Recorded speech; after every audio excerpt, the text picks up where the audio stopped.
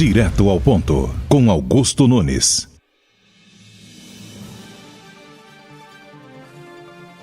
Boa noite. Neste momento, o programa Direto ao Ponto começa a ser transmitido ao vivo para todo o Brasil pelas emissoras afiliadas à rede Jovem Pan News, pelo canal Jovem Pan News no YouTube, no Facebook, no Twitter e pelo aplicativo Panflix.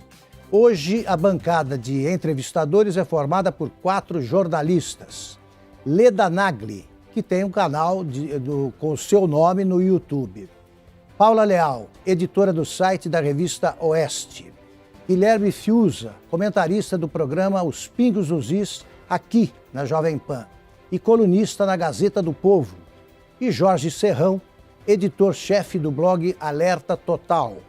Nesta noite, o Direto ao Ponto recebe o senador Jorge Cajuru. Jorge Reis da Costa Nasser, Jorge Cajuru, é jornalista, radialista, comentarista esportivo e foi eleito senador da República. Cajuru teve uma carreira marcada por várias polêmicas. Durante sua trajetória na imprensa, ficou doente, teve diabetes e hipertensão e chegou a perder quase 100% da visão. Ele entrou para a política em 2016, quando foi eleito vereador pelo PRP, Partido Republicano Progressista. Em 2018, conquistou uma vaga ao Senado na coligação Mudança é Agora.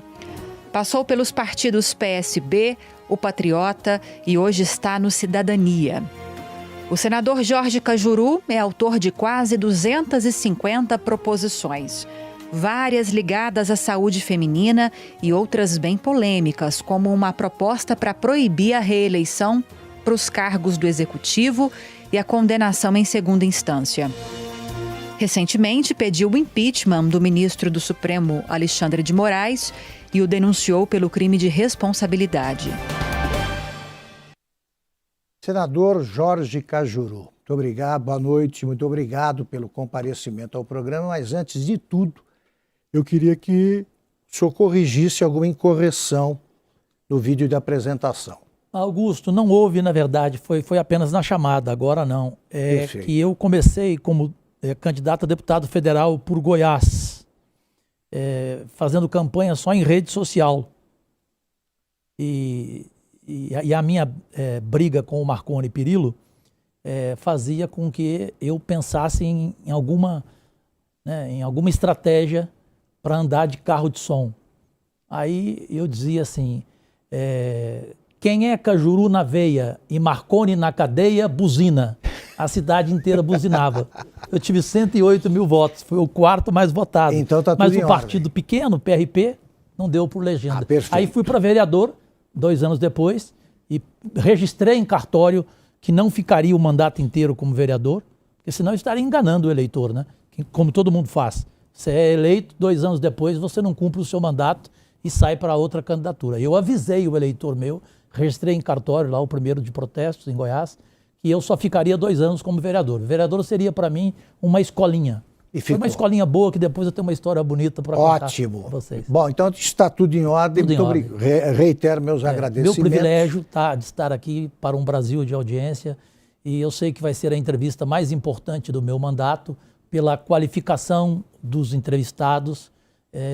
Cada um deles eu tenho ou o conhecimento pelo talento, desde o Fiuza, a Paula, ao Jorge Xará, Serrão, e a minha amiga especial, jornalista, para mim, histórica, né? Quem vai esquecer com certeza. Leda Nagli. Leda Nagli.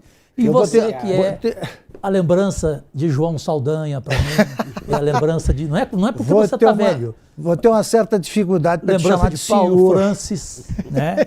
Isso é a lembrança daquele jornalismo que hoje não tem mais, mas que, graças a Deus, você continua nele. Muito obrigado, senador. Eu vou começar com uma pergunta que também foi encaminhada pela Marta Parry. Ela se refere ao abaixo-assinado que foi lançado hoje pelo jornalista Caio Coppola e já conta com mais de 1 milhão, com a assinatura de mais de 1.500.000 brasileiros que apoiam o pedido de impeachment do ministro do STF, Alexandre de Moraes. Eu pergunto, O senhor teve alguma participação nessa iniciativa? E segundo, o que acontece agora com um pedido desses? Qual é a tramitação desse pedido no Senado? Augusto, o pedido foi exclusivamente feito por mim, por dois motivos. Pela dificuldade de achar mais assinaturas e porque eu aprendi nesses 2 anos do Senado, né, naquele aquário ali de tubarões, né, que tem senador que vem, eu contava até fora do ar para o Jorge Serrão isso, tem senador que vem e pede para você, Cajuru, me dá esse pedido de impeachment, como eu fiz no começo do meu mandato com o Gilmar Mendes. Ali que eu aprendi. Eu quero assinar agora, Cajuru. Aí ele assina e vai negociar lá no Supremo. Principalmente se ele tiver investigação contra ele. Negociar a retirada da assinatura. Por quê? Porque ele tem investigação contra ele, como era o caso do Davi Alcolumbre. Tinha 2 gravíssimas de corrupção lá no Amapá. O que ele fez? Negociou com o Gilmar Mendes. O Gilmar arquivou as investigações dele e ele arquivou o meu pedido do Gilmar Mendes. Mas aí tem senador que assina, vai lá, negocia e uma semana depois chega em você e fala, Cajuru, por favor, retira a minha assinatura, eu não posso entrar nessa, essa briga não é boa para mim. Então eu entrei sozinho, fiz o pedido sozinho. E tive a sorte de 15 dias atrás ser procurado pelo Caio Coppola. Eu já era admirador dele, mas sem nenhum conhecimento pessoal. E ele me acendeu, ele falou, Cajuru, vamos botar fogo no Brasil. O seu pedido está muito bem embasado juridicamente, porque eu fui muito bem orientado, evidente, tudo na vida é plural, nada é singular. E aí ele começou a falar para mim de abaixo assinado. Eu não acreditei, ele falou em 500 mil. Eu falei, você acha que a gente consegue 500? Eu falei, vamos conseguir. Então é uma vitória do Caio Coppola, sem dúvida alguma. E hoje nós começamos às 10 horas da manhã juntos, simultaneamente nas redes sociais. Perfeito. E já estamos com quase 2 milhões. Quase 2 milhões. Para você milhões. ver que não é só o Gilmar Mendes, o nefasto odiado do Supremo. O Alexandre de Moraes é outro. E agora o que acontece? Qual é o destino do abaixo-assinado? Agora a gente apresenta para o presidente do Senado, Rodrigo Pacheco. Ele é obrigado a aceitar. Ele manda para a advocacia do Senado Federal. Ela vai autorizar, eu já sei. Ela vai dizer que o conteúdo é insofismável. Aí nós vamos até o ministro Edson Fux, a quem eu tenho muito respeito. Não porque vamos... Luiz Fux, o presidente do Supremo. Não é porque eu vou levar o pedido junto com o Caio e com outros colegas senadores. Porque realmente eu gosto do Fux. Eu creio que não tem como, dessa vez, não colocar em plenário. Que medo é esse de colocar no plenário? Né? Você tem que ter... A maioria dos votos são 81 senadores. É só o Senado que decide impeachment. Não passa pela Câmara. Então, qual é o medo? Vamos enfrentar. Ótimo. E o voto ali aberto, cada um vai colocar a sua cara e vai ficar com essa digital. Olha, eu não quis o impeachment de Alexandre Moraes, né? Esse ser, para mim, desprezível, vulpino e soez. Pode me processar. Talvez o senhor não saiba os adjetivos que eu usei aqui. Porque o senhor não me parece culto. Você passou 2 anos ouvindo oportunamente, eu coloco o seu projeto, não é? O Davi Alcolumbre ele passou. Falava, aí eu falei, não é oportunamente, é oportunisticamente. Mas ele falava oportunamente. Quando é que você vai julgar meu processo? Oportunamente e tal. Então, como é que você está se sentindo hoje diante dessa dessa chance, né? Não, o oportunamente chegou? Chegou. Chegou a hora e penso que o presidente Bolsonaro não vai interferir. No começo do mandato, eu tinha certeza, Augusto, Paula, Jorge, Fiuza, o presidente era a favor do pedido de impeachment do Gilmar Mendes, presidente Bolsonaro, mas ali não teve jeito, porque, o que eu te falei, houve a negociação com o então presidente Davi Alcolumbre, que tinha contra ele 2 investigações graves no Amapá. Foi feito o acordo e um arquivou o processo e o outro arquivou o impeachment. Aí, por isso que agora eu falei, agora é a vez. O Pacheco está chegando, o novo presidente, para ele vai ser bom. Você acha que tem chance agora? Tem, Leda, porque ele vai ver que a imagem dele não é aquela que eu tentei no pronunciamento meu de eleição colocar, que ele não gostou. Sei que ele não gostou, mas foi a minha opinião. Eu disse que ele seria um office boy de luxo do Davi Alcolumbre e do presidente Bolsonaro. Ele não gostou daquilo. Então agora é a chance dele provar, né? Porque não vai ter interferência do presidente Bolsonaro, dele provar e colocar no plenário. O plenário decide. Né? Paula Leal.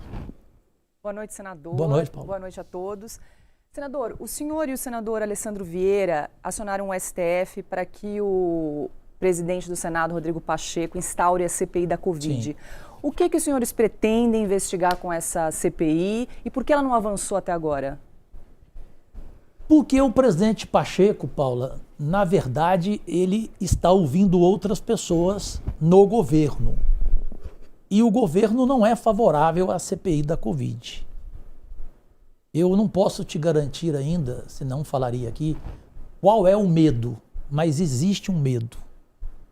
Então, isto é a prova de que a CPI seria muito importante, ela feita sem revanchismo, ela feita com investigação profunda, tendo o Alessandro Vieira à frente e tantos outros senadores competentes lá, preparados jornalisticamente, inclusive.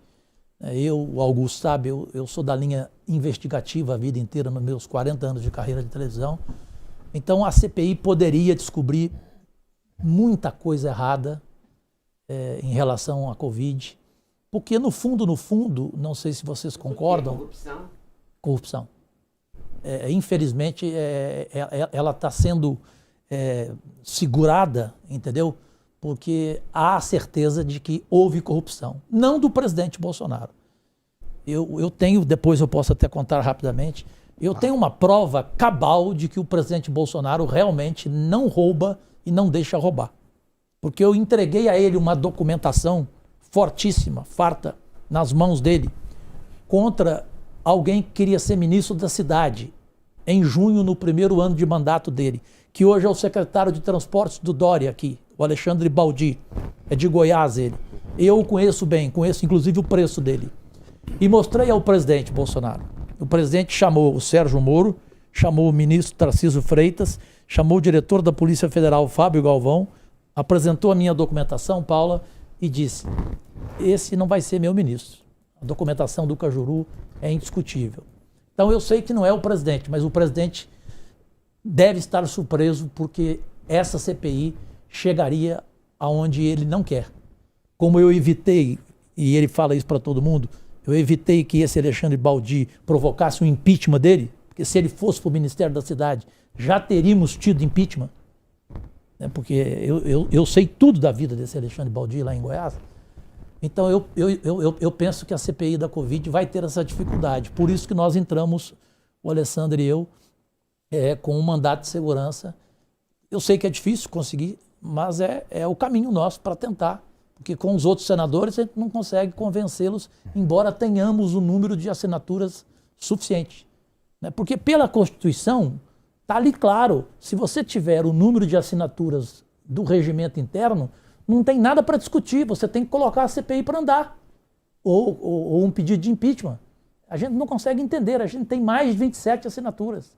E por que ela está sendo? Porque tem alguma coisa errada, Paulo. Guilherme Fiuza. Boa noite, senador Cajuru. Boa noite, Fiuza. Boa noite, mestre Augusto Nunes. Boa noite a todos.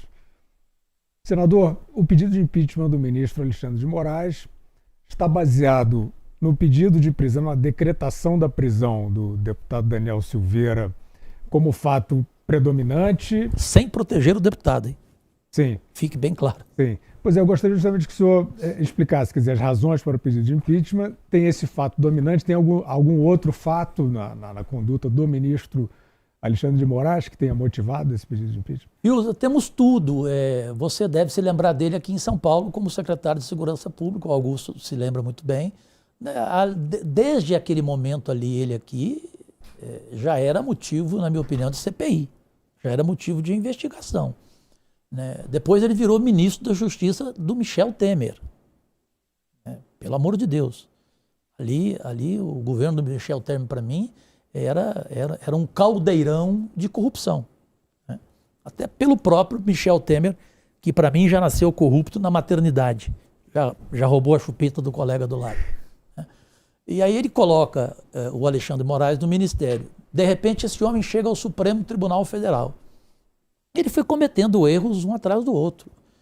Especialmente o da arrogância, que é um preço lamentável, né? A arrogância, para mim, é o maior defeito de uma pessoa, né? Eu aprendi isso com João Saldanha.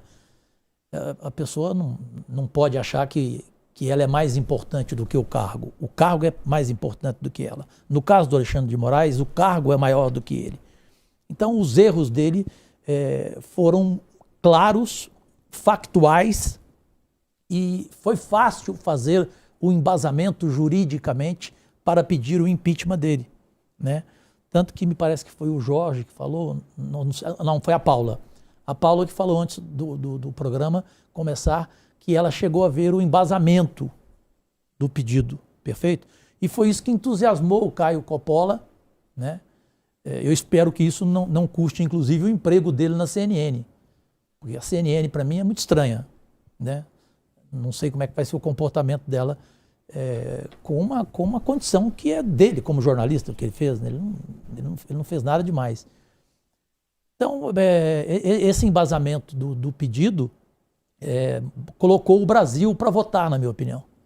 É isso que vai mexer com os senadores. Porque senador fala que não está nem aí com rede social, Augusto, mas é mentira, Fiuza. Eles morrem de medo de rede social. Morrem de medo. Então, a população brasileira agora é ela que pode provocar o primeiro impeachment.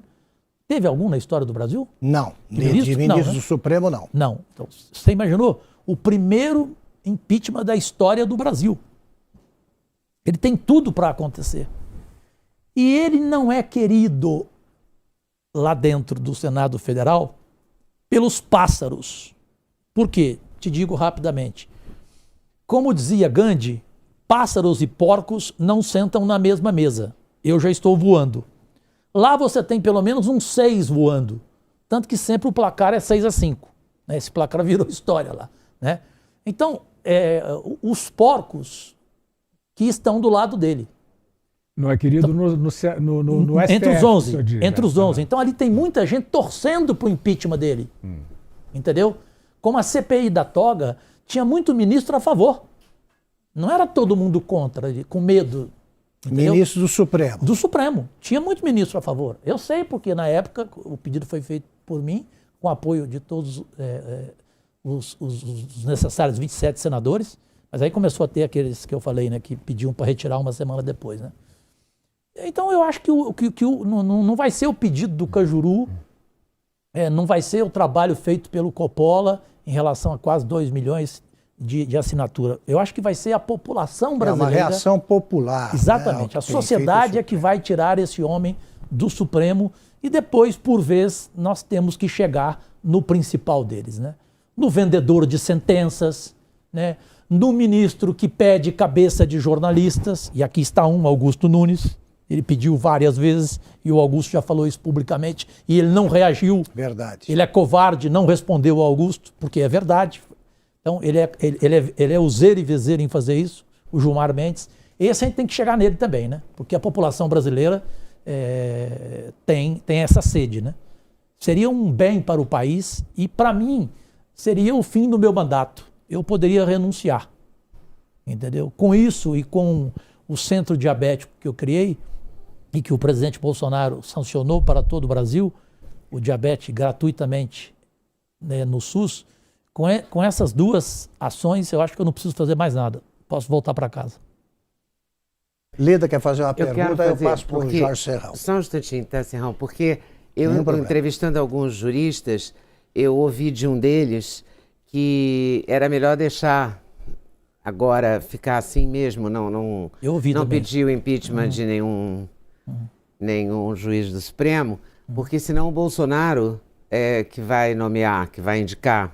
Então isso não interessaria, seria melhor deixar do jeito que está para, em 2023, a outra pessoa indicar.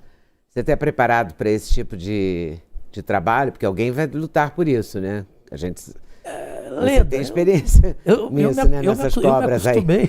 Eu me acostumei o seguinte, que a lágrima da derrota né, ela vale a pena se você não deixar de lutar, né?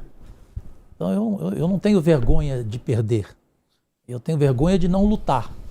Então eu tentei lá atrás o Gilmar, estou tentando agora o Alexandre, com apoio da maioria da população brasileira, isso é óbvio. E se houver esse retrato triste de não acontecer agora, com o apoio do Brasil inteiro, com abaixo-assinado, com tudo, nós vamos a 2023. Até porque eles vão ter que me suportar até 1º de janeiro de 2027, né? Jorge Serrão. Muito bem. Vamos continuar alimentando essa polêmica da grande guerra institucional que a gente está vivendo no Brasil hoje, né? Um momento esquisito da vida brasileira, em que você tem executivo, legislativo e judiciário se degladiando e a supremacia evidente desse poder judiciário. Quem pode fiscalizar o Supremo Tribunal Federal, que se coloca como a cúpula do judiciário, quando ele não é a cúpula do judiciário, né? Esse é o detalhe importante. O Supremo Tribunal Federal, ele existe para ser o guardião da Constituição. Claro.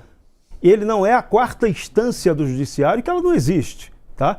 Ele só vale como 4ª instância quando a Justiça Comum, os tribunais de justiça e o Superior Tribunal de Justiça cometem uma falha constitucional que aí vai provocar o Supremo. Agora, o Supremo que legisla, processa, condena, Sim. isso está sendo uma aberração que a gente está vendo hoje com prisão de jornalista, prisão de deputado. Pode acontecer uma prisão de senador, né, de repente, se o Jorge Cajuru provocar muito. Então a grande questão é, por ele ser um atestado de idoneidade. Quem cabe fiscalizar, cuidar desse Supremo é o Senado. Só. E o Senado hoje tem 26 senadores. Não, 27 é o número de assinaturas que você precisa. 26 senadores com problemas processuais sendo investigados com foro privilegiado no Supremo. Como é que fica essa confusão com esses senadores tendo que defender sua causa própria e ao mesmo tempo fiscalizar o Supremo? É um conflito de interesse isso? Essa colocação sua, Jorge Serrão, ela é muito importante porque o Coppola, no escopo dele, unindo ao meu pedido de impeachment, ele faz uma colocação, Augusto, polêmica, que vai dar problema lá no Senado, porque ele pede para não investigar o Alexandre de Moraes, Fiuza, que rasgou a Constituição 2 vezes, quando votou contra a reeleição, e ao prender esse deputado, que tinha o direito pela imunidade parlamentar do artigo 53, correto? Então, o que vai acontecer? Lá no Senado vai ter uma briga agora, porque o Coppola já colocou que 26 não devem investigar. Por quê? Porque eles são investigados, portanto eles não podem, no plenário, terem o direito de voto. Eu não discuti isso com o Coppola, porque eu respeitei o trabalho dele e achei o conteúdo exímio, indiscutível. Agora, quem vive lá dentro como eu... porque o Coppola não vive lá, né? Ele não tem noção como é que é aquilo. Então tem um corporativismo, entendeu? Enorme. Esses 26 vão começar a ganhar proteção de outros colegas. E aí como é que faz para na hora da votação? Ao mesmo tempo, eles têm de levar em conta a vontade popular. E essa arguição vai ser outro fato inédito no Senado. Uma arguição de suspeição de parlamentares com processo para julgar quem os deveria processar. Quer dizer, se dependesse de você, Eu não colocaria. Estou te chamando de você porque nós somos amigos há muito tempo. Se dependesse de você não faria essa restrição, né? Deixa que eles decidam. Assim, eu aprendi rapidamente, só para ter um pouquinho de sorriso aqui também, de humor. Quando eu entrei na Câmara em Goiânia, tinha aquela expectativa. O Cajuru vai brigar com todo mundo. A Leda conhece o Cajuru, né? O Augusto conhece. O Cajuru vai chegar e ele vai ser caçado em 1 mês. Então eu cheguei com essa expectativa e todos me avisando. Especialmente um amigo meu, um vereador, Elias Vaz, hoje deputado federal, falou, cuidado, porque eles já estão preparando o Conselho de Ética para te caçar. Né? Aí eu fui vendo ali aquilo que eu falei de Gandhi, né? Quem era porco, quem era pássaro e tal. Aí eu vi um porco que veio já me atacar no segundo dia, né? E ele veio com uma raiva que parecia a Nancy diante de Churchill, quando ela falou para o Churchill, eu colocaria um café, eu colocaria um veneno no seu café. O Churchill recebeu a colocação dela e respondeu, e eu beberia. Então eu respondi para esse vereador, você tem raiva de mim a esse ponto? Ele falou, sim, eu colocaria um veneno na sua comida. Eu falei, e eu comeria. Então ali eu já pontuei. Eu falei, olha, se mexer comigo, vai ser assim. Então eu já vi como é que é no Senado. Eu consigo conviver bem com os senadores antigos, tenho um bom relacionamento, eles são respeitosos comigo. Claro que tem exceção, ali tem alguns que desejam, né, o Covid para mim, Covid definitivo, né? Mas é perigoso chegar neles primeiro. Eu sou muito protegido por Nossa Senhora da Aparecida, né? Então é o seguinte, eu vou mostrar para o Caio, nas conversas nossas agora, que o melhor é a gente dialogar com esses senadores. Porque se dialogar com eles, eu tenho certeza, Augusto, que diante dessa reação de hoje, Jorge, que você viu nas redes sociais, que a Paula viu, a Leda impressionante, viu, impressionante. né? Isso nunca aconteceu, gente. Um abaixo-assinado que começou 10 horas da manhã. A essa altura já deve estar passando com a audiência da Jovem Pan a mais de 2 milhões. Então, eles não vão suportar essa pressão popular. Então, precisamos ter habilidade, entendeu? Não se vence ali, o Augusto sabe muito mais do que nós, não se vence ali no Senado só com briga. Entendeu? Não, e o convívio dos contrários é um pressuposto. Tem que saber conviver com o contrário. Claro. Guilherme. Pois é, senador, seguindo nessa linha de leitura de alma do Senado que o senhor está fazendo, uma provocação. Nós frequentemente falamos com os senadores, inclusive falamos nos Pingos nos Is, sobre essa questão. Não que nós estamos sendo proponentes de nenhuma ação no Senado, nem temos essa autoridade. Mas diante de certos atos, no mínimo controversos, do STF, nós perguntamos, o Senado é o revisor? E não o carimbador. Hein? E não o carimbador, né? Sim, é o revisor. Que instância que pode colocar em avaliação um ato eventualmente incorreto, exorbitante ou o que seja? É o Senado. Então, falar de impeachment de ministro do STF não é você pedir o impeachment do ministro do STF. Você pode colocar o processo em avaliação, como se fosse uma CPI. Sim. É um inquérito, é uma averiguação. Vai levar ou não ao impeachment. Mas a pergunta que eu quero lhe fazer é a seguinte. Nós conversando com senadores, inclusive aqueles que são críticos ferrenhos, a impressão que eu tenho é que eles imediatamente se transformam em autores de prognóstico. Nós perguntamos assim, mas qual seria o caminho para essa crítica, para essa revisão, etc. e tal. E rapidamente, não sei se está incorreta a minha impressão, rapidamente o que a gente ouve é o seguinte, não passa. Olha, eu estou falando isso porque eu já ouvi de alguns senadores. Isso antes do abaixo-assinado, né? Por isso que eu estou fazendo a pergunta, porque exatamente. Essa iniciativa é diferente de todas as outras, né? E por isso essa provocação, porque, e eu comentando eventualmente, eu digo, mas espera aí, mas nós não estamos pedindo uma profecia, nós não estamos pedindo um prognóstico, né? Nós não estamos querendo saber o que o senhor acha que vai acontecer. Nós estamos, na verdade, falando da sua atribuição, que você acha que você vai falar sozinho sobre isso? Fale sozinho sobre isso. Sim. Que é, de alguma forma, o que lhe orientou. Então a pergunta é esta alma do Senado, que o senhor já conhece em parte, de alguns críticos que em público fazem até a crítica, mas dizem não tem jeito, não passa, não há caminho para isso. Como é que o senhor acha que isso vai acontecer a partir deste evento de hoje? E eu queria acrescentar a sua pergunta. O cargo de ministro do Supremo Tribunal Federal é político. Será que é por isso que o político também age dessa maneira, né? Bom, são duas colocações importantes. O grosso da pergunta do Fiuza me faz recordar aqui o que pensa um Lazier, um Álvaro Martins, um Alessandro Vieira, um Girão, uma Leila do vôlei, que são, não o Álvaro, mas os demais novos, né, que são da nova geração, que lá chegou com uma expectativa da população que fosse fazer alguma coisa.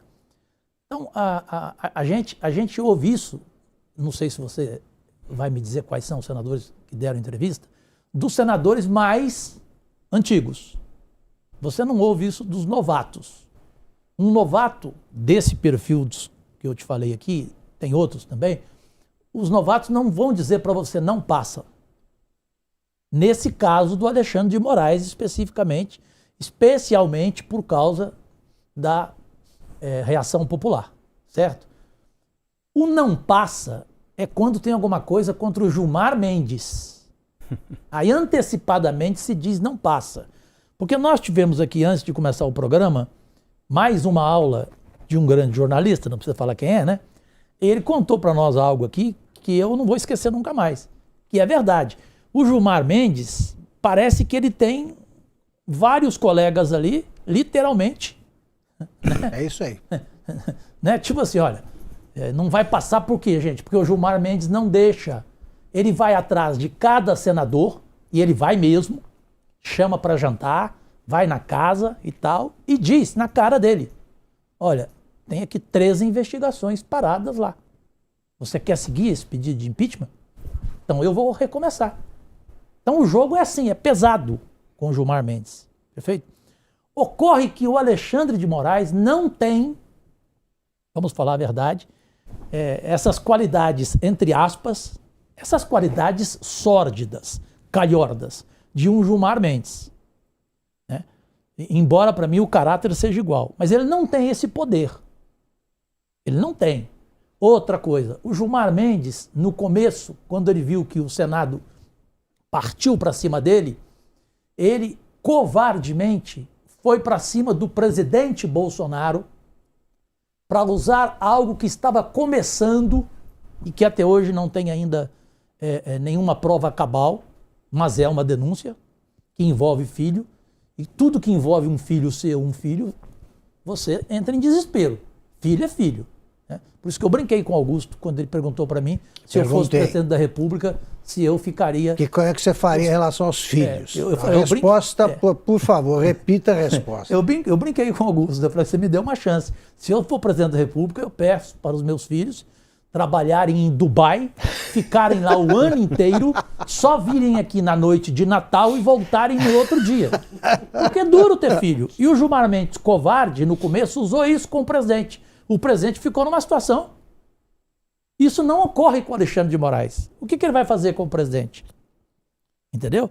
Então essa é a diferença de não falar hoje, não passa. Eu acredito que pode passar. E o Alexandre de Moraes não é afilhado do Gilmar Mendes? Esse afilhado aí, entre aspas? Não, o Gilmar Mendes não é. Inclusive tiveram uma discussão agora, né? No julgamento da prisão do Daniel Silveira, que culminou em domiciliar. Eles chegaram até a uma discussão tipo aquela do Barroso. Ele não pertence à bancada. Isso, né? A bancada, entendeu?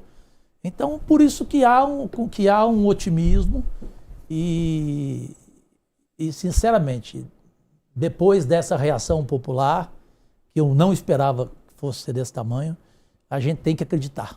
Agora você acredita, você acredita numa mobilização de bastidor do ex-presidente Michel Temer para tentar salvar o apadrinhado dele ao Supremo, o Alexandre de Moraes? Ele vai tentar, mas ele não tem no Senado muita gente. Ele tem pouca gente. Ele não tem pássaros. Pássaros nem conversam com Michel Temer. Paula Leal. Senador, eu queria mudar um pouquinho de assunto, porque o senhor é jornalista, tem 40 anos de experiência, apresentador, comentarista. Como é que o senhor avalia o papel da imprensa na cobertura política desse governo do presidente Jair Bolsonaro? Olha, eu fiquei 40 anos na televisão brasileira, em carreira nacional. Saí dizendo que parte dela foi para mim um chiqueiro. E que eu saí desse chiqueiro sem levar pelo menos o cheiro. Ou seja, nem ao menos o cheiro. E assim quero sair da política, porque eu não ficarei mais do que um mandato, porque eu sou contra a reeleição, apresentei um projeto, inclusive, para o fim da reeleição. Eu penso o seguinte, no começo eu via como normal, ou seja, o presidente batia e levava, bateu, levou, né? Agora, a imprensa, ela é, como dizia o Leonel Brizola, parte dela, ela é muito rancorosa, né? Ou seja, ela guarda rancor no freezer, né?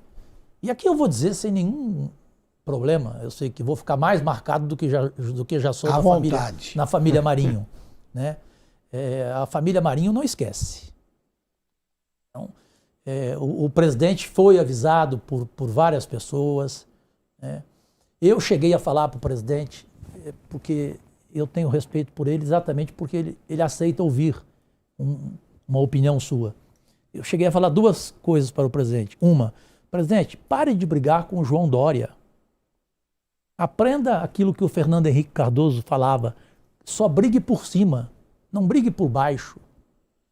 O João Dória não tem nem caráter para ser seu adversário, né? E o senhor está simplesmente levantando o João Dória. E ele pensou bem e falou para mim.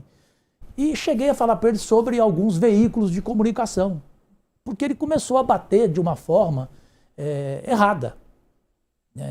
Ali você tem o direito de não dar publicidade para quem você não quer, correto? Mas aí você tem que entender que o dinheiro não é seu, o dinheiro é do contribuinte. Então você tem que fazer publicidade através de mídia técnica.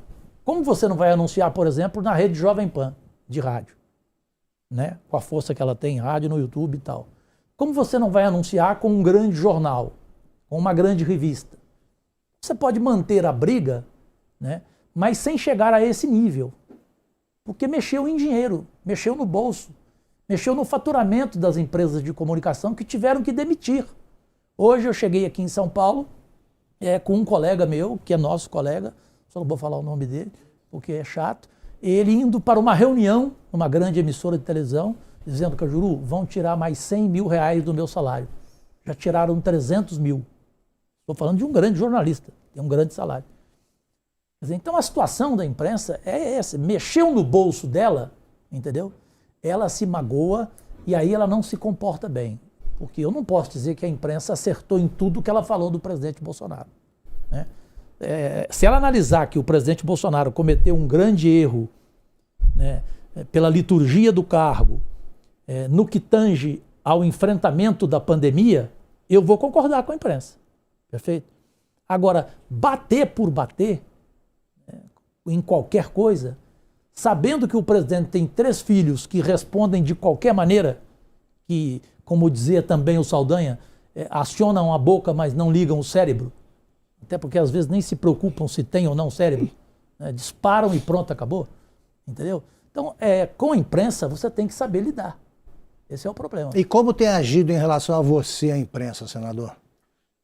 Olha, eu só tive espaço nesses 2 anos de mandato, espaço assim, digno de mostrar o meu trabalho, para não dizer o Cajuru não só xinga, não só bate, vai ver os projetos dele, quantos projetos ele tem na saúde, na educação, vai ver o conteúdo dos projetos dele, entra no portal de transparência, vocês em casa, qualquer um de vocês, entre agora no computador, portal de transparência do Senado, e vejam lá qual é o senador que não gasta nenhum centavo de privilégios.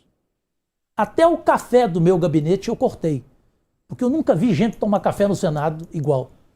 Lá vai todo mundo tomar café, lá vai gente que não vai te pedir projeto, vai pedir café. Aí eu coloquei uma placa lá, falei, aqui não é cafeteria, aqui é um gabinete.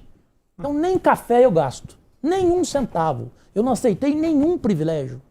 Eu estou aqui hoje vindo com a minha passagem aérea, paga por mim, pelo meu cartão de crédito. Você recebe o salário só e pronto, acabou, correto?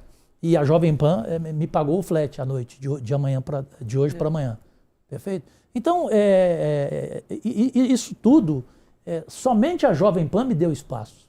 Eu tenho que ser claro aqui, né? E dar um grande beijo no histórico Tuta.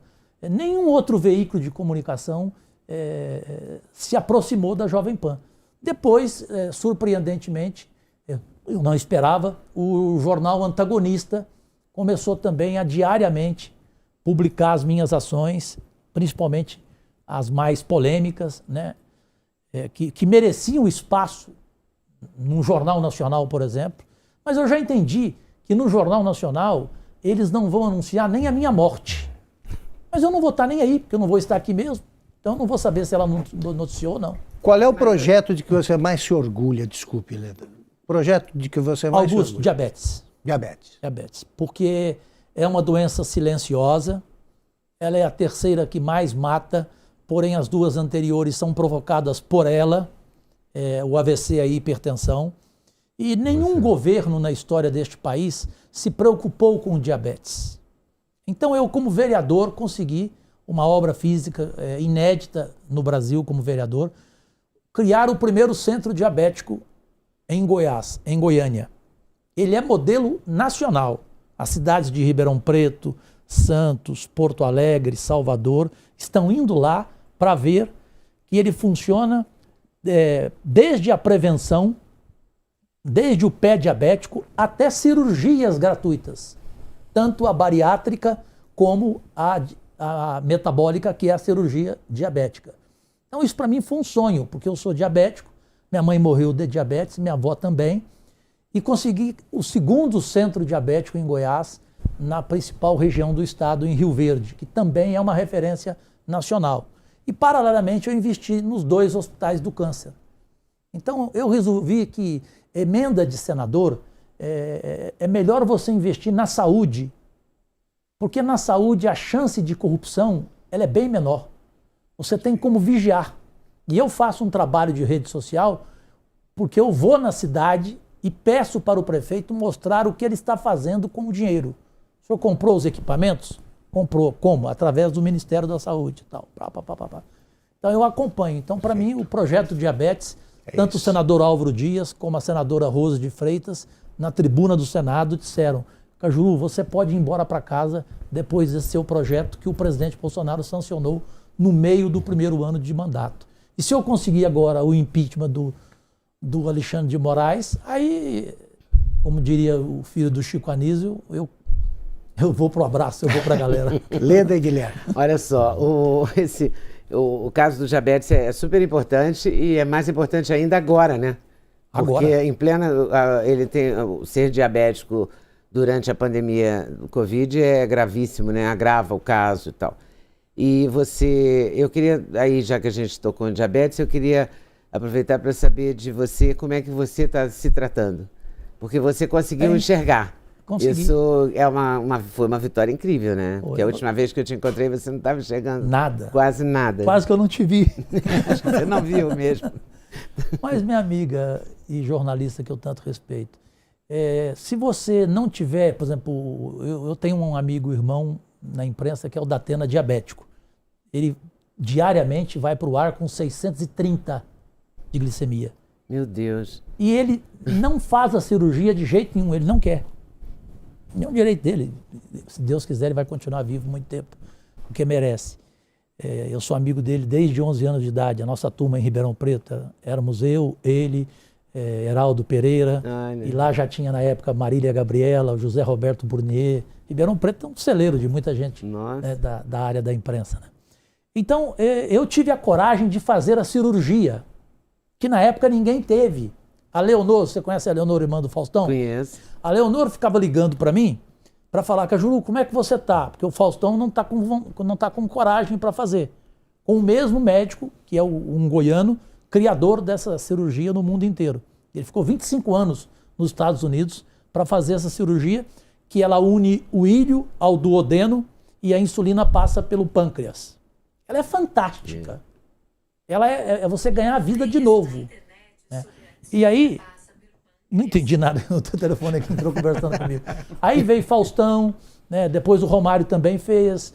Muita gente, enfim, conhecida e não conhecida, o mundo inteiro hoje faz. Esse brasileiro hoje, ele faz cirurgia em Nova York, em Nova Orleans, em Dubai, faz aqui em São Paulo, no Einstein. Mas ele apanhou muito quando ele fez a do Faustão. O Conselho Federal de Medicina o proibiu, como ele apanhou. Porque os laboratórios não queriam essa cirurgia. O laboratório quer a cura do diabetes? Não. Evidente que não. Entendeu? Então, eu estou bem porque eu fiz a cirurgia. Se eu não tivesse feito a cirurgia, eu não estaria bem, né? Então, eu entendi a importância dessa doença E reconheço aqui que o presidente Bolsonaro concordou quando eu fui lá explicar para ele. Mas a visão teve a ver com a diabetes também? Sim, descolamento de retina. Eu perdi 100% da visão. Até para falar para as pessoas rapidamente. Se você tiver a sensação de moscas volantes, vá no médico urgente que você terá que ser operado. Na hora, para você ter chance de salvar a retina. Eu fui, mas não consegui salvar. Perdi 100% desse aqui, eu uso prótese. Né? Então, ela é terrível. O centro diabético, nossos dois, agora virão mais 2 em Goiás, e se Deus quiser, no Brasil outros virão também. Ele tem 4 podólogos, ou seja, para cuidar da unha encravada, que leva à amputação da perna. O pé diabético é uma grande questão. Então, nós temos 4 podólogos nos 2 centros diabéticos, 12 médicos de plantão. E a cirurgia é gratuita porque ela é caríssima. A bariátrica, R$35 mil, e a diabética, em torno de R$120 mil. Guilherme e Paula. Senador, então passando para a saúde mental. O senhor tem que é um problema sério da política brasileira, hein? E que é um problema que todos estamos perplexos diante do que está acontecendo. Claro. Todo mundo, em algum nível, está com a sua saúde mental, pelo menos, bem desafiada. Sem dúvida. E o senhor tem um projeto recente de saúde mental nas escolas. Né? Como é que o senhor está vendo a situação, principalmente de crianças e adolescentes, com a questão do lockdown, escolas fechadas? A questão das crianças no Brasil, que fazem parte dos meus principais projetos, é a maior preocupação, porque vendo os projetos no Congresso, você não vê nenhum. Tem cada projeto, gente, só para falar aqui, tem projeto sobre a lei do Saci. Como é que um parlamentar pode fazer um projeto sobre a lei do Saci? Tem parlamentar que não tem conhecimento de que você não pode, com uma pessoa viva, oferecer a ela uma estátua. Então, por exemplo, lá em Goiás tem a Praça dos Três Poderes. Teve um político que queria colocar o nome da primeira-dama no lugar da Praça dos Três Poderes. E lá está. Então, assim, a falta de preocupação com a criança ali no Congresso, eu agora, por exemplo, estou concentrado em algo que as mães aqui, as mulheres aqui vão entender, as de casa. A ampliação do teste do pezinho. Parlamentar não sabe o que é isso, Augusto. Eu tento explicar para eles. Gente, isso provoca doenças raras. No Brasil há uma doença rara chamada xeroderma, que num pequeno município, no estado de Goiás, ela representa a maior do mundo em proporção de crianças. É uma doença terrível. São doenças raras. Então, felizmente, eu tenho lá uma Mara Gabrilli, eu tenho mulheres sensíveis no Senado e que estão me ajudando, assim como o projeto do diabetes que teve unanimidade. Esses projetos de crianças, nós estamos conseguindo. Esse que você tocou, Fiuza, é o mais fundamental dele, é o que eu mais preocupo, porque eu ainda não consegui a maioria que eu quero, né, para entender sobre a saúde mental. Né? E especialmente no momento em que nós vivemos, a saúde mental da criança, ela é psicológica, né, também. Né? Ela passa por uma escola, cá entre nós, sem preparo. Né? Que agora nenhuma escola. Agora nenhuma. Nada. Nada. Né? Então, os pais também, às vezes, não têm o devido preparo. Né? Os pais, às vezes, não têm a preocupação com essa discussão da saúde mental, né, das crianças. Então, faz parte do meu projeto. Felizmente, a Simone Tebet, essa senadora que eu tenho o maior respeito por ela está na liderança da bancada feminina. Então, amanhã é o primeiro projeto meu que saiu da gaveta, projeto das mulheres, que vai amanhã ser discutido e apoiado ou não. Né? E depois vem outros projetos de crianças, tem mais 6, que ela garantiu para mim que ela vai colocar em pauta. Porque antes não se colocava os meus projetos em pauta por causa da briga com o Davi. O presidente Davi Alcolumbre decretou, falou, projeto do Cajuru aqui, esquece, engaveto e pronto, acabou. Oportunisticamente. Paula e Serrão. Senador, queria mudar um pouquinho de assunto aqui para perguntar a respeito do sistema eleitoral brasileiro. O senhor considera seguro? Porque tem uma discussão agora a respeito de voto impresso, de auditoria nas urnas eletrônicas. O que o senhor acha disso? Bom, primeiro eu concordo, né? Tem que haver essa fiscalização mesmo. Eu passei por isso na eleição para deputado federal em Goiás, com 108 mil votos. No outro dia, 6 urnas amanheceram nas ruas e a imprensa toda mostrou. Então, é discutível. Agora, eu só não concordo em você ter que votar de novo, voltar lá atrás a escrever o nome do candidato. Ou seja, né, como o presidente Bolsonaro chegou a pensar. Né? Eu acho que você investigar a votação eletrônica, tudo bem. Agora, você deixar, né, como nos Estados Unidos, não, eu prefiro a nossa votação. Eu acho ela mais importante. E rapidamente, só para te falar, Paula, que você aproveita para depois, em outros programas, vocês podem discutir isso com pessoas mais preparadas do que eu, o artigo 142, ou seja, a Constituição brasileira. Ela tem erros que nós precisamos rever, Augusto. Ela tem erros primários, né? Ali há pontos que não dá para você concordar. Explica o que esse artigo diz aí para quem está nos acompanhando. Você pega, por exemplo, o foro privilegiado. Até hoje isso está lá engavetado, não passa. Por quê?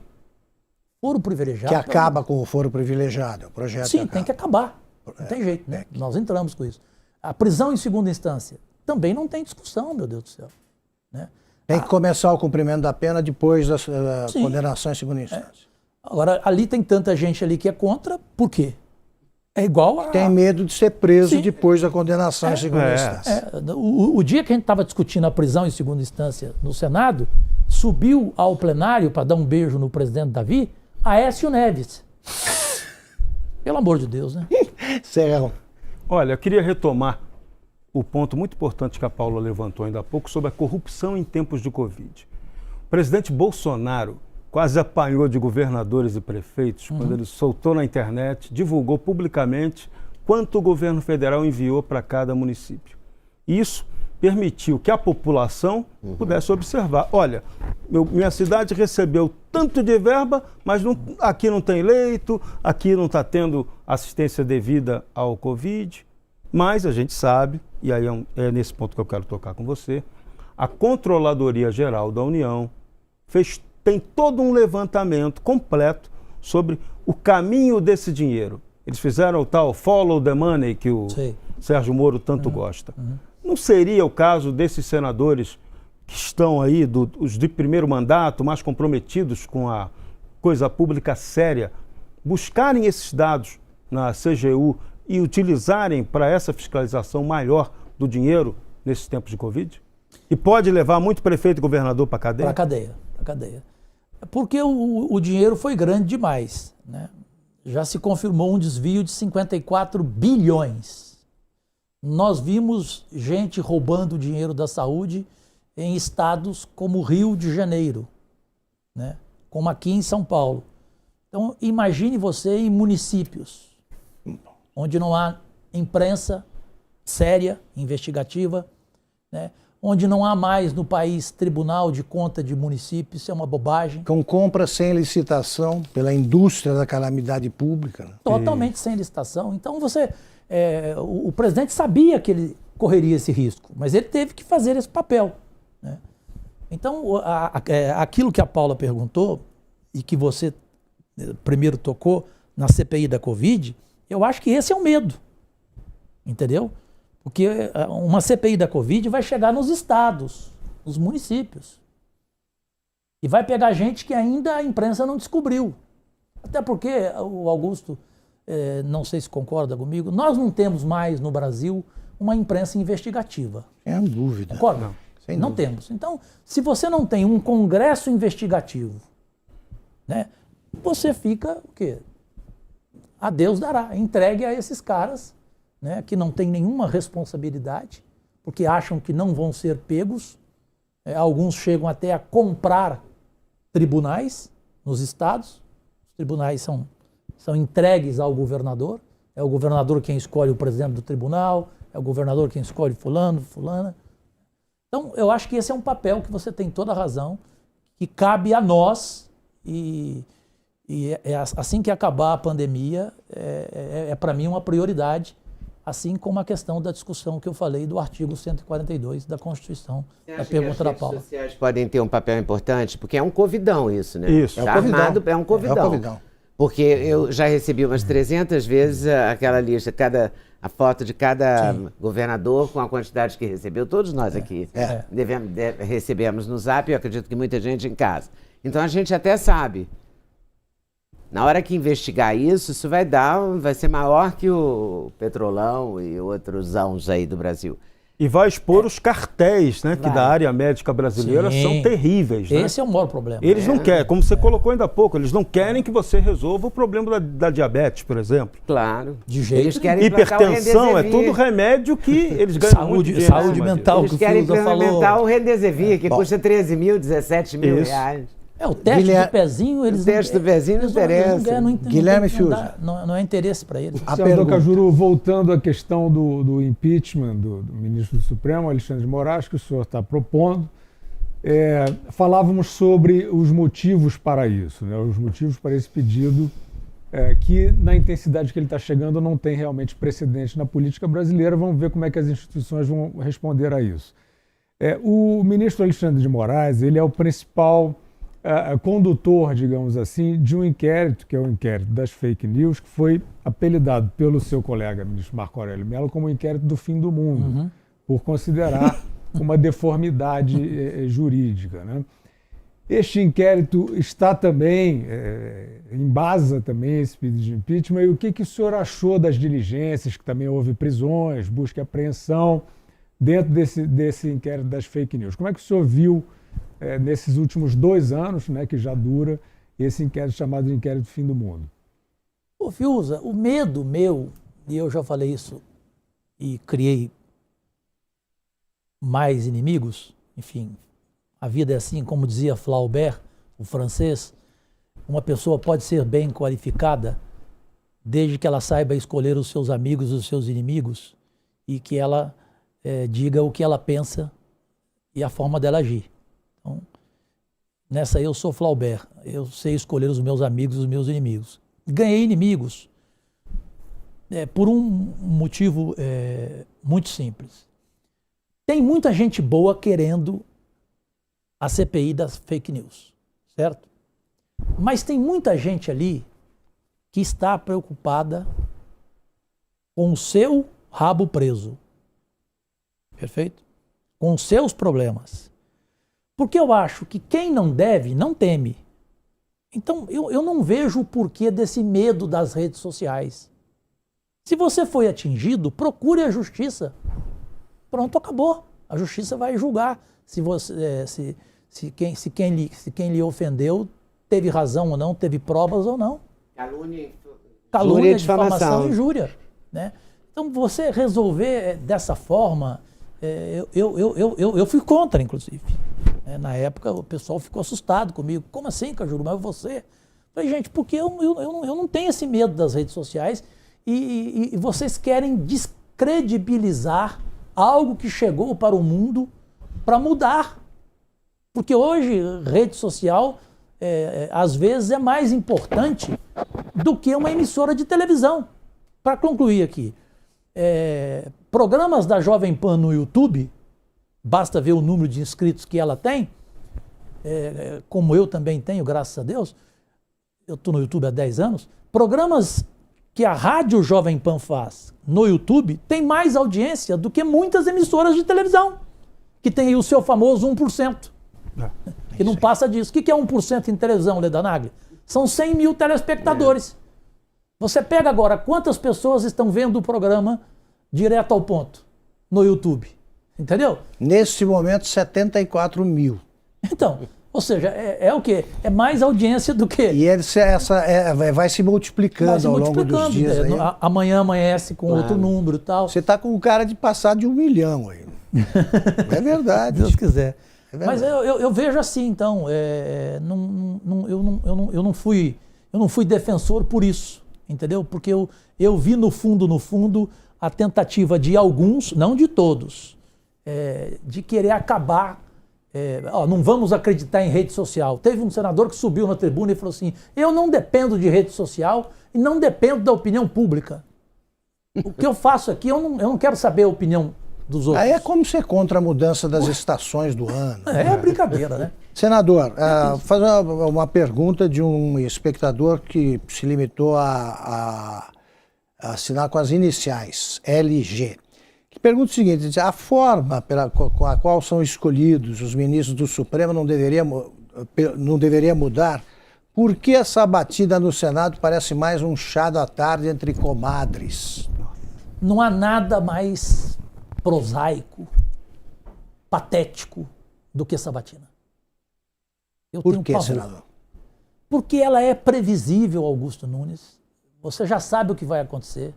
Você não perderia o seu tempo, nenhum de vocês, na televisão, vendo 2 horas de perguntas que nós já sabemos de onde vem. Normalmente a pergunta não vem do parlamentar, vem de alguém que pediu a ele. Perfeito? Então fica assim... quem assistiu a sabatina desse novo ministro, Cássio Nunes, né, indicado pelo Centrão? Pelo amor de Deus. Então, esse é um ponto. E com relação ao Supremo, é projeto meu. Eu sei que é difícil, mas eu vou tentar até o fim. Eu acho um absurdo o tamanho do mandato de um ministro do Supremo Tribunal. Né? Tem que fixar em determinado Tem que fixar, na minha opinião, no máximo em 8 anos. Não pode.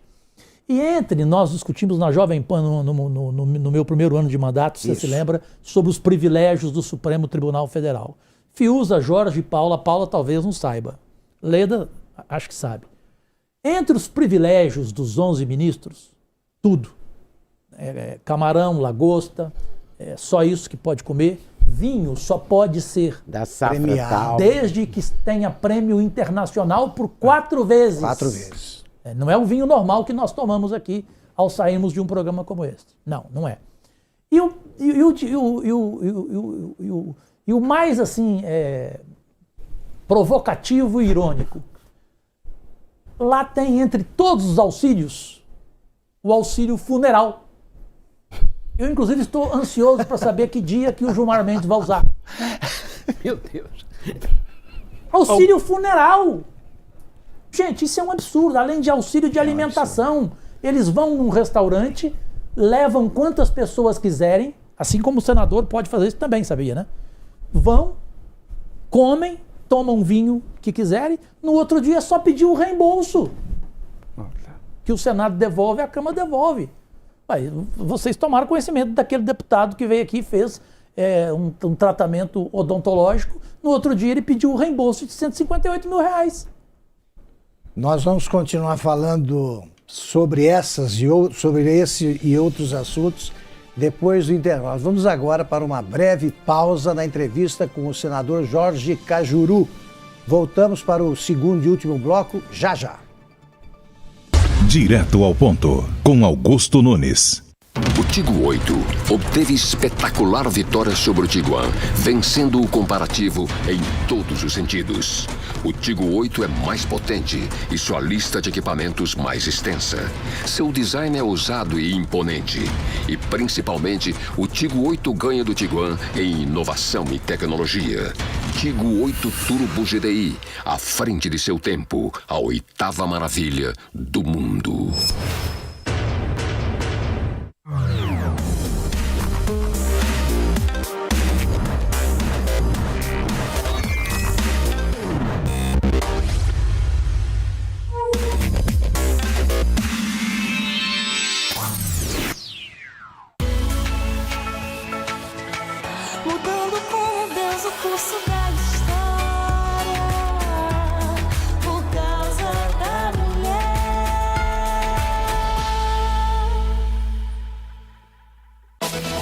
Notícias. Política. Esportes. Tecnologia. Entretenimento. E muito mais. No app News Jovem Pan, você escolhe somente os assuntos de seu interesse e recebe notificações em tempo real. É a notícia direto na palma da sua mão, com leitura fácil e resumida. Baixe já na sua loja de aplicativos app News Jovem Pan. É grátis. Do you recall, not long ago, we would walk on the sidewalk. All around the wind blows, we would only hold on to let go. Blow a kiss into the sun, we need someone to lean on. Blow a kiss into the sun, all we need is somebody to lean on. All we need is someone to lean on. Direto ao ponto, com Augusto Nunes. Estamos de volta para o segundo e último bloco da entrevista com o senador Jorge Cajuru. Jorge Serrão, pode abrir. Muito bem, ainda agora a gente falou de calúnia, injúria e difamação. E esse final de semana a gente teve uma declaração polêmica do ministro Gilmar Mendes, lá em Portugal, né, acusando o presidente Bolsonaro daquilo que a esquerda tem dito o tempo todo, né? Chama o Bolsonaro de genocida. Pô, gente, genocida é uma palavra muito pesada. Genocida é aquele que mata ou manda matar em massa. Na prática, a gente não consegue ver esse conceito configurado ao Bolsonaro, mas a esquerda e o Gilmar Mendes o acusaram disso. Você que já deu conselhos ao presidente, você aconselharia ele a entrar com uma representação contra Gilmar Mendes por essa declaração? Imediatamente. A relação que o Gilmar Mendes, no início, ofereceu ao presidente, eu já disse aqui, foi aquela covarde. Ou seja, eu vou mexer com a sua família, correto? Para mim, o presidente não deveria ter preocupação com isso e ir para cima dele, entendeu? E tomara Deus concordar com o nosso pedido de impeachment, que será o próximo do Gilmar Mendes, porque isso aí virou um desrespeito total que acabou levando o próprio presidente a cometer erros também, né? Que é a liturgia do cargo que eu insisto, né? Não pode, por exemplo, o filho do presidente, um dia depois que o presidente apareceu de máscara, no dia seguinte ele fala para todo mundo enfiar a máscara, né? Aí, puxa vida, não tem limites, né? E aí acabou virando essa coisa do bateu, levou. O presidente não tem que entrar nessa, ele tem que mostrar que ele, né, que ele não tem esse nível. Né? Ainda mais contra gente, como você falou, né, Jorge? Paula. Não foi um Luiz Fux que falou isso, foi um Gilmar Mendes, né? Senador, no primeiro bloco o senhor falou muito sobre privilégios da máquina pública, né? Custeados pelos pagadores de impostos, todos nós aqui, né? Inclusive que o senhor renunciou aos benefícios. Agora, qual a sua avaliação a respeito da proposta de reforma administrativa que foi encaminhada à Comissão de Constituição e Justiça da Câmara? Eu acho ela importantíssima, né? É evidente que vão discutir primeiro a tributária, pelo que eu vejo. A tributária envolve vários segmentos e as línguas precisarão serem as mesmas, ou seja, os pensamentos os mesmos. Por que você não pode taxar os juros das grandes fortunas? Isso falando da reforma tributária, que eu tenho inclusive um projeto sobre isso, até 5 salários mínimos a isenção e a partir daí você ir chegando aos grandões, né? O senhor acha que a tributária sairia antes da administrativa? Ela vai ser. Agora, a administrativa também tem essa mesma importância de todos os segmentos, né? Só que eu não acho que ela é agora prioritária, entendeu? Eu acho que dá tempo de votar as duas, basta o Congresso querer. Nesse ponto ele tem não que ele seja diferente do Davi totalmente, não é isso, calma, ele está começando a trabalhar. Mas ele tem bom diálogo, o novo presidente, o Rodrigo Pacheco. Então ele vai entender. Eu não sei na Câmara como é que vai ser. Porque o presidente da Câmara, eu vou falar aqui em primeira mão para vocês, o que eu ouço dos meus colegas políticos os que eu respeito, os mais velhos, Cajuru, ele é o Eduardo Cunha piorado. A diferença, Cajuru, é que pelo menos ele tem palavra. Se ele te der uma palavra, ele cumpre. Estou falando do Arthur Lira. Então, porque isso aí depende do Congresso Nacional, né? Uma reforma administrativa é todo o Congresso. Então é todo ele entender a importância para a pátria da reforma, né? E saber discutir, saber dialogar com todos os segmentos, porque se não estivermos todos em sintonia, não sai reforma tributária e nem sai a reforma administrativa. Senador, por falar em projetos em tramitação, o Rui, nosso espectador, pergunta o seguinte: os parlamentares não poderiam apresentar um projeto para o corte de salários e benefícios enquanto durar a pandemia? Eu li há pouco projeto meu. Pois é. O senador Regufe também apresentou um projeto, né? Queria que você falasse do seu também, mas eu registro que o senador Regufe apresentou, se não me engano, em outubro de 2020, o projeto e que os senadores entregariam para o combate à pandemia metade da verba de gabinete. E eu assinei com ele. Você assinou com ele. E toda a verba indenizatória. Eu queria primeiro que você explicasse rapidamente o que é a verba de gabinete, quanto ela soma, e a verba indenizatória também. E depois eu queria que você comentasse essa possibilidade. Foi bom, Augusto, você lembrar do Regufe, né? Porque tudo é plural. Então ali você tem um Regufe, você tem um Alessandro Vieira, um Lazier Martins, um Álvaro Dias, um Girão, um Eu acho muito Capitão animador, Stifson, né, a existência de senadores dispostos a mudar os nomes as que eu coisas. estou falando aqui, Leila do vôlei, enfim, tem mais gente ainda, porque é difícil, porque o programa de televisão você não dá para falar de todos. Mas existe essa boa vontade, né? O Regufe é um exemplo. O Regufe também não tem custo. Não. Mas só que ele mora em Brasília, aí é diferente, ele é obrigado a não ter custo. Ele mora em Brasília, como é que ele vai usar privilégio, certo? Mas mesmo assim é só ele e a Leila, tem 3 senadores, né? Então, o diferencial da proposta dele para a minha é que a minha é mais radical. A minha chama-se cortar na própria carne. Então, a minha seria cortar 50% de todo o nosso gasto. Que soma quanto? Que chegaria a uma economia de quase 1 trilhão. Nossa. Em quanto tempo? Em que período? Em 2 anos. Qual é o salário hoje do senador? Quais são esses gastos? Líquido é R$ 24.900, bruto 34 mil. A questão não é o salário, o Augusto Nunes falou do que é mais revoltante. Os penduricários. Penduricários. Verba indenizatória, isso é um nojo, porque isso é um convite, Fiuza, ao parlamentar, Leda, praticar a corrupção. É simples, Paula. Ele manda uma nota fiscal para uma empresa de marketing e alega que ele gastou R$20 mil com consultoria de marketing. Gente, você tem no Senado gratuitamente todo tipo de consultoria altamente qualificada. Você não precisa gastar. Então a verba indenizatória, ela é um nojo. Ela tinha que ser cortada imediatamente. Ela é de quanto hoje, Cajuru? Ela é para deputado é mais do que para senador. Ela para deputado chega a R$32 mil. Para senador acho que está 28. Como eu nunca usei, graças a Deus, pode entrar aí no portal do Senado, nunca usei para nada. Outra coisa revoltante lá. Esse projeto está parado. Porque foi engavetado pelo Davi.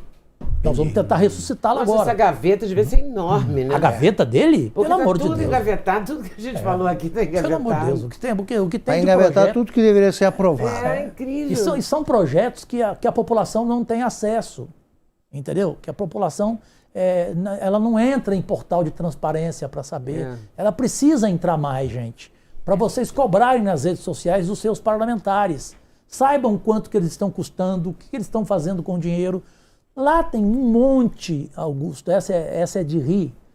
Lá tem um monte de colega que gasta dinheiro, a verba é de R$ 9.800. Vocês vão rir.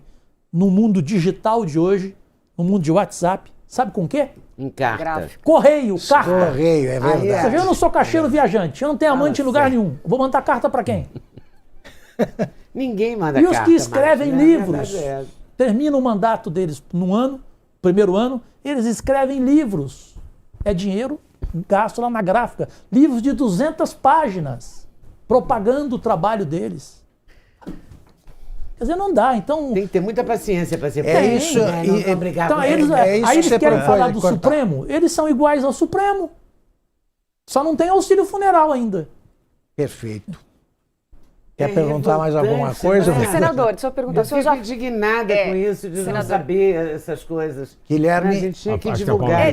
Só aproveitando, porque o senhor já falou várias vezes que pretende encerrar o seu mandato em 2026 e sair correndo da política. Mas você deixa a política? Deixa a política porque eu vou estar com 67 anos, diabético, hipertenso, e eu quero cuidar um pouco mais da minha vida pessoal, né? E eu quero falar mais para minha mulher, eu te amo. Eu tenho falado pouco para ela. O Shakespeare ensinou que as pessoas que a gente gosta, a gente deve falar eu te amo toda hora, até porque pode ser a última vez, né? Então eu quero ficar com ela quieto, lá em Búzios, no meu cantinho, entendeu? Até lá vocês podem ter a certeza que nunca a Polícia Federal irá na minha casa às 6h30 da manhã, tá? E que mesmo não querendo noticiar a minha morte quando eu morrer, eu nunca serei manchete do Jornal Nacional. Guilherme. Pois é, senador, nós vivemos aí um período do Maia Alcolumbre, em que esta agenda, né, que a Paula perguntou, isso eu estava detalhando aí, a reforma administrativa e várias outras questões, que é a agenda de reconstrução do país. E o país está sempre tentando tocar em frente. Essa agenda parou a partir do momento em que se iniciou a pandemia, com quase um álibi. Assim, não dá para fluir com essa agenda. Era o que a gente ouvia, com tudo digital, com todos os meios possíveis aí de participação remota, etc. O senhor está vendo um ambiente agora, apesar da pandemia continuar, o senhor está vendo um ambiente em que realmente o Congresso brasileiro vai tocar finalmente as reformas em frente? Eu tenho muita esperança. Eu disse, Fiuza, até no começo, mas não a completei como frase. O mundo pertence aos otimistas. Os pessimistas, para mim, são meros espectadores. E eu não conheço nenhum pessimista feliz. O Ivan Lins, músico, sempre me disse isso, né? Não conheço nenhum pessimista feliz. Então eu tenho esse otimismo pela confiança dos colegas que lá estão. Falei aqui vários nomes, tem outros nomes. Eles querem fazer a diferença. Mas a nova direção das duas casas o inspira a ter então, é isso que eu vou chegar. Eles querem, não há nenhuma dúvida disso. Eles sabem que não é verdade que a opinião pública está feliz com o Senado Federal, porque tem senador que sobe na tribuna e fala: olha, o Brasil está nos elogiando. Mentira.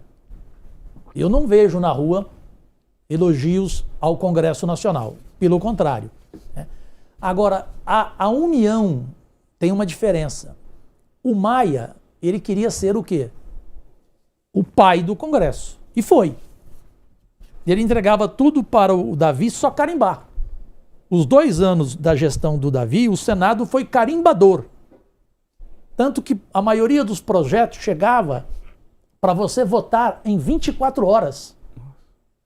Então era para carimbar mesmo. Porque senão o projeto caducaria. Perfeito? Então isso agora nós conseguimos. E eu fiz lembrar ao presidente de uma emenda, de uma PEC, aliás, desculpe, a PEC 91, de 2011 do José Sarney, que pedia ao Senado para ter um prazo de 15 dias, para ele pensar e discutir o projeto. Entendeu? Então, eu vejo que há uma diferença. O Arthur Lira, por tudo isso que falaram dele para mim, do ponto de vista moral, do ponto de vista de honra, que isso me preocupa, né? Parlamentar precisa de honra, mas ele tem uma diferença. O Pacheco chega nele, cobra, entendeu?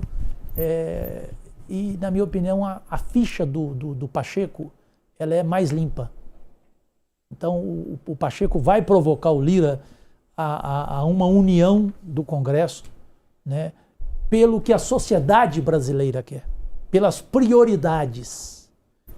Tanto que lá agora nós colocamos que não há nada para discutir sem ser a vacinação e o auxílio emergencial. Não tem como não discutir.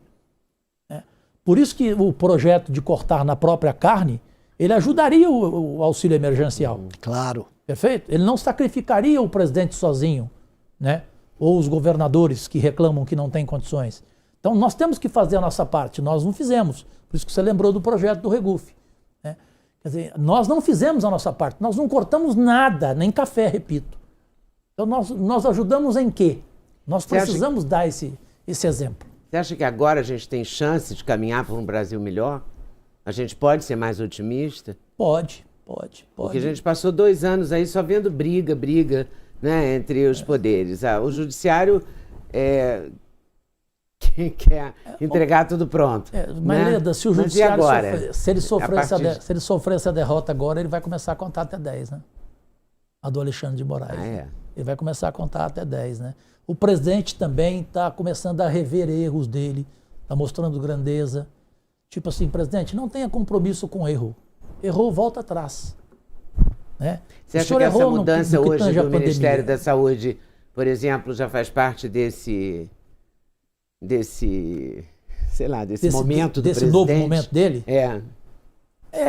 Ele pelo menos resolveu no mesmo dia, né? Porque se ele deixasse a situação de hoje continuar durante a semana toda, seria um desastre.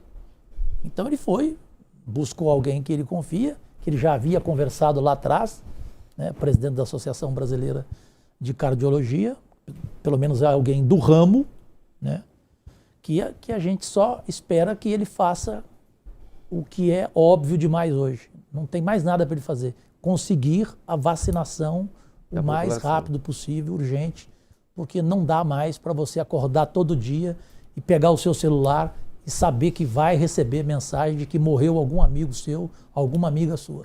Serrão e Paula. Cajuru, e reforma política? Será que a gente vai arrumar um pedacinho ali, uma brecha para entrar na pauta política? Por que os deputados e senadores não gostam de discutir esse tema com seriedade? Por quê? Jorge Serrão, quando a Paula falou de reforma, eu queria entrar, mas aí eu falei, eu vou ficar prolixo. A reforma política, para mim, ela é mais importante do que a mãe de todas as reformas, do que a administrativa. Né? Ela tinha que ser Por quê? urgente. O que é que tem que mudar? Nós temos que reduzir o número de deputados, Augusto Nunes. Isso não é demagogia, perfeito? Até porque não cabe em mim a palavra demagogia pela minha história jornalística. O número de senadores, né? O Álvaro Dias concorda plenamente, outros concordam. Nós até discutimos números, Álvaro, eu e o grupo Muda Senado, nós somos quase 18 senadores, 53 senadores e não 81, 326 deputados e não 513. Então a gente, só aí, olha o tamanho da economia, né? E cortar os penduricários, o que nós falamos aqui, os privilégios. O sujeito recebe o salário dele, pronto, ele não precisa fazer mais nada. Né? Ele já tem direito a um gabinete excepcional, se ele quiser. Basta ele investir em bons profissionais, em todas as áreas. Você tem que ter uma pessoa boa para ajudar em projeto, que é a coisa mais importante, em cada área. Então a reforma política, Jorge Serrão, ela tem que ser também vinda da população, entendeu? Eu acho que nós vamos ter que fazer de novo uma parecida com a de hoje, com o Caio Coppola, né? Ou seja, uma ação popular, né? Porque eu tenho certeza que a população quer isso. Voto distrital, quantos por exemplo... Quantos vereadores, né? Meu Deus do céu? Quantos deputados estaduais nós temos, meu Deus do céu? Voto distrital reduziria o custo de uma campanha eleitoral, né? E você valorizaria o poder local, o poder municipal. São questões que têm que ser colocadas. Né? A reforma política você tem que discutir, inclusive, a campanha eleitoral, porque, para mim,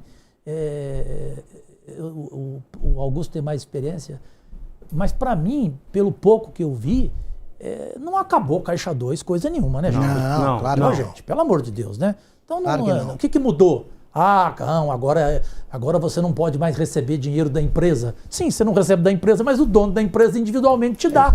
Te dá por fora, pronto, acabou. Então vamos parar com essa conversa, né? Então a reforma política, ela para mim, ela é prioritária. Basta o Congresso Nacional querer dar esse exemplo e querer ter uma história perante a sociedade, porque senão não haverá reeleição para ninguém. Nós temos 4 minutos, então vamos completar a roda com Paula, depois Leda, depois encerra o Guilherme. Eu vou ser mais rápido. Vamos lá. Na semana passada, senador, o Brasil dormiu com o ex-presidente Lula ficha suja e acordou com o ex-presidente ficha limpa com a anulação dos processos, né? Em um eventual cenário nas eleições presidenciais de 2022, Lula e Bolsonaro, quem seria o favorito e por quê? Hoje não tem nem como discutir esse assunto. O presidente Bolsonaro vence a eleição e pronto, acabou. Não há. Vai depender só daqui para frente. É a questão da vacinação, a questão do auxílio emergencial, ele não concordar com o Paulo Guedes, que não é ministro do povo, é ministro dos banqueiros. Paulo Guedes é contra o auxílio emergencial. Então o presidente vai ter que peitar o Paulo Guedes, como ele peitou outros ministros, entendeu? Isso é fundamental para daqui para frente. Então, eu não sei se eu respondi a tua pergunta resumidamente, né? Mas eu vejo que você acha que o Lula não tem força para 2022? Eu falo de hoje, porque política, né? A Claro. gente sabe como ela é, né? Como dizia o Brizola. Mas a marca é muito forte, a mancha é muito forte. O PT antes, ele tinha 30%, assim, sagradamente. Hoje não tem. Lula desmoralizou a honradez, né? Jorge, vamos continuar a roda. Qual roda. conselho você daria ao presidente Bolsonaro hoje? Você falou, não dê ouvidos ao Paulo Guedes, né? Esse é o principal. Você bancaria um auxílio emergencial do quê? Porque também tem que saber de onde vai tirar esse dinheiro, né? Ele tem como tirar esse dinheiro, os governadores precisam ajudar, os prefeitos precisam ajudar, o Congresso Nacional, como já falamos aqui, precisa ajudar. Isso não, e a imprensa, não? A imprensa precisa parar de ser faminta, né? Porque agora, como entraram novos veículos de comunicação, né, eles são muito famintos, né?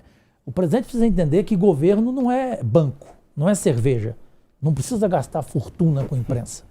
Precisa de investir na imprensa séria, na imprensa que faz um trabalho, né, de exemplo. Não em qualquer blog, isso não pode acontecer. Agora, essa não é a minha preocupação. A minha preocupação é o presidente arrumar o time dele ali, né, porque tá havendo muita discórdia e paralela e também por trás dele, entendeu? Ali tem muito ministro, como se diz no futebol, Augusto, botando bola nas costas do presidente. É mesmo. O presidente virou um lateral gordo. Ele tem que tomar cuidado com isso. Guilherme Fiuza. Senador, última pergunta. Ok. O senhor está à frente de uma iniciativa baseada em apoio direto da população, apoio popular, que envolve o impeachment de um ministro do STF. Nós vimos ontem também muitas manifestações de rua contra o lockdown e o trancamento irracional. O senhor acha que está em falta maior participação direta da população na política brasileira? Falta, Fiuza, sem nenhuma dúvida.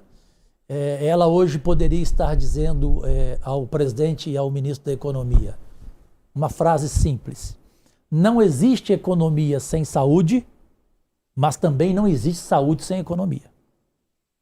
Perfeito? Então, você tem que saber achar aí qual é o meio termo, de que forma que você vai lidar com isso.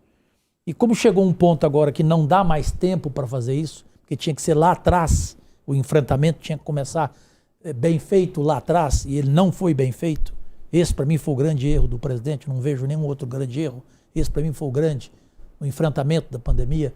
Então agora é hora do quê? Agora é hora só de ação, não tem mais tempo. Ele tem que achar esse dinheiro, ele tem que arrumar esse dinheiro, tem que ter emprego. Não dá para ver mais o país dessa forma, as pessoas se manifestando melancolicamente, né? Pais, mães, proprietários de pequenas, médias e grandes empresas. Então virou uma coisa geral e o motivo verdadeiro para dizer isso é que eu vejo, para concluir, um momento muito triste, Augusto, no Brasil, de depressão. Eu tenho dia que eu saio do Senado, e a Leila do vôlei me disse isso também. Ela falou assim: Cajuru, eu estou igual a você. Eu saio do Senado, eu vou para casa, eu não consigo dormir. Eu estou agora precisando de 5 remédios, eu entrei numa insônia. Porque eu fico pensando, Leda, como é que foi o que aconteceu hoje? Meu Deus, eu vi cada manifestação, Paula, Jorge, eu vi cada declaração, eu vi cada pronunciamento, né? Eu não vejo aqui preocupação com a vacinação, que é a palavra de ordem, né? Aí vem gente querer discutir 2022, gente, espera aí, não tem como você discutir eleição agora, que é, para terminar, é outra coisa que o presidente Bolsonaro precisa parar também, reconhecer que é um erro dele. Para de falar em 2022. A sociedade ela não tem paciência para isso. Entendeu? Vamos cuidar de 2021. Exatamente, vamos cuidar de 2021 e vamos cuidar do Brasil, cuidar da pátria. Aí ela volta a ter com o presidente uma relação que ela tinha antes. Porque ele precisa reconhecer que ele perdeu um pouco dessa relação que ele tinha antes. Entendeu? Daí vem um surgimento, Paula, de um Lula, né? Aí amanhã aparece um outro, né? Tomara a Deus que não seja o Luciano Huck, né? O Luciano que continue no seu caldeirão e cuidando da Angélica, por favor, né? Bom, é uma pena, mas chegamos ao final do programa. Antes de mais nada, muito obrigado pela grande audiência. E, claro, meus agradecimentos ao senador Jorge Cajuru. Muito obrigado, senador, pela entrevista, pela sinceridade aí de sempre. Foi um prazer conversar durante 1h30 com você. O privilégio foi meu, foi a entrevista mais qualificada dos meus 2 anos de mandato, em função dos entrevistadores, em função do conteúdo, de exemplo para o jornalismo brasileiro. Se entrevista alguém dessa forma, não com tititi, né, não com provocações chulas. Então, aqui é realmente um nível diferente, até porque tem o seu comando, pelo que você representa na imprensa brasileira. Muito obrigado. E hoje a gente teve o privilégio, quando eu fiquei sabendo, eu fiquei emocionado de você trazer Leda Nagli, né? Claro. Inesquecível em todos os sentidos. E graças a Deus está no YouTube. Eu também registro meus agradecimentos aos participantes da nossa bancada. Leda Nagli, obrigado. Paula Leal, Guilherme Fiuza e Jorge Serrão. Todos preparadíssimos. Muito Nosso obrigado. programa está disponível em todas as plataformas do Grupo Jovem Pan. Muito obrigado pela audiência, repito, grande audiência de hoje mais uma vez. E até a próxima segunda, às 21h30. Até lá.